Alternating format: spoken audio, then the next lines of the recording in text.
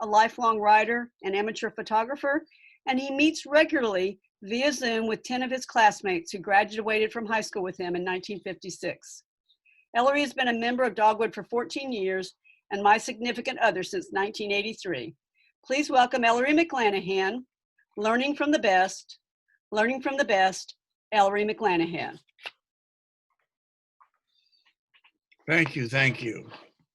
Fellow Toastmasters, it's good to be with you today.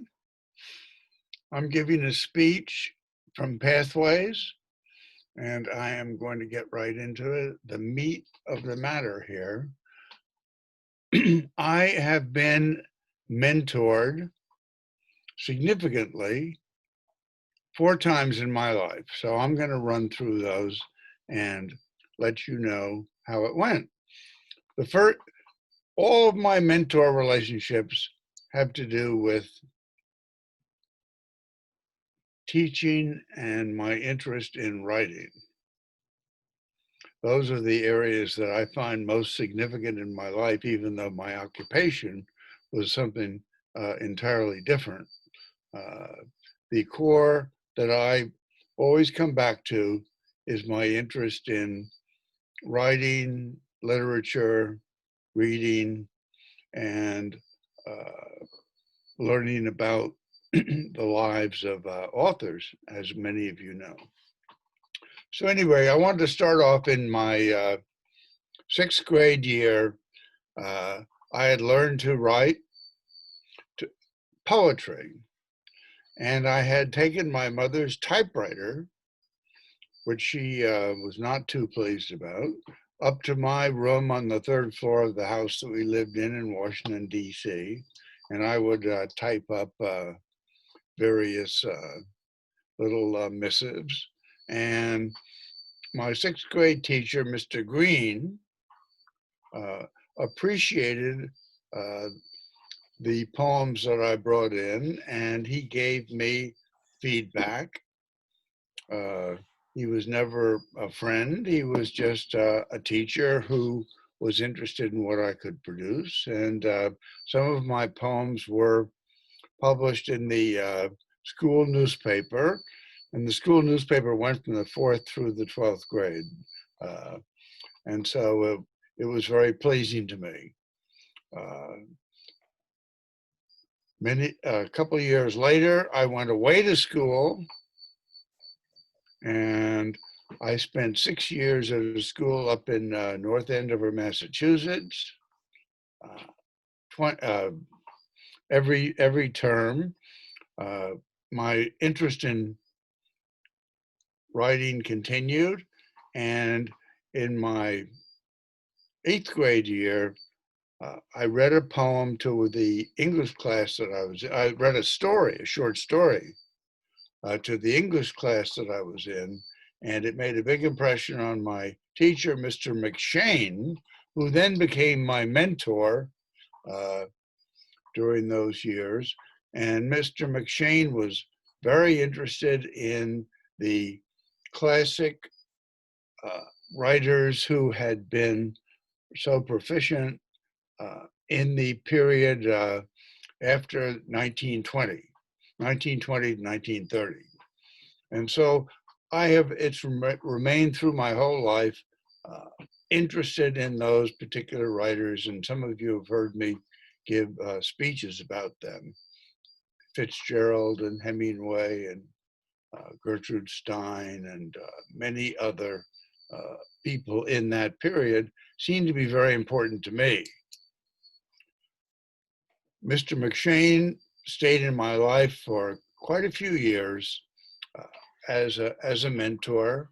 He ended up being the head of the creative writing department at Columbia University. And then finally, I want to get to the third mentor, who was the headmaster of the school that I was at. His name was Frank Ashburn. He was a somewhat distant figure to a certain degree. We were never close, but he provided sort of leadership.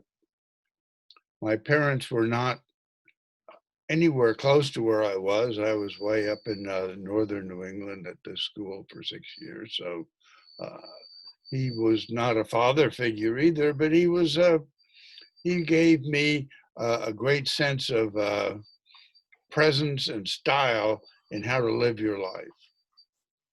And he was my baseball coach in my senior year, and he taught me how to hold the bat so well that I, who had never been a good hitter during my previous 8 years in baseball at various places, became the leading batter on the team, won the batting prize, and was very proud of myself about that, and got a prize from him at the end of the term. 5 or 6 years later, after I'd gotten out of college, after I'd been in the Marine Corps, after I'd been working in Wall Street for 2 or 3 years, uh, I felt a little lost. And I thought, gee, maybe what I want out of life is to go back and be in the environment of one of these New England prep schools, be a teacher there. My uncle had done that, and I was quite aware of the nice life that you might be able to live. So I made an appointment to go up and see Mr. Ashburn up in northern New England. And my wife and I went up there, and we looked around the school, and he said, Mac, take a walk around the school and get yourself reacquainted and blah, blah, blah. What? And what are we at, 3? No, 2. 2. So I went into a meeting with Mr. Ashburn, and I was expecting him to open the door and invite me back into that environment, but he didn't. He said, Mac, what can I do for you? Well, I couldn't think of a thing he could do for me, because having spent a couple of hours walking around the school, I decided that wasn't the route that I wanted to go in my life. And so I drove back to New York with my wife. 6 months later, I left for Texas. I stayed in the financial business all of my life. I'm still in it, and I love it. And I'm just going to close up with a short poem that I wrote. I think I'm over, but give me an air tune packed with mud from along the valley. Goodbye, air tune. You shimmer so much. Hello and now, goodbye. Thank you.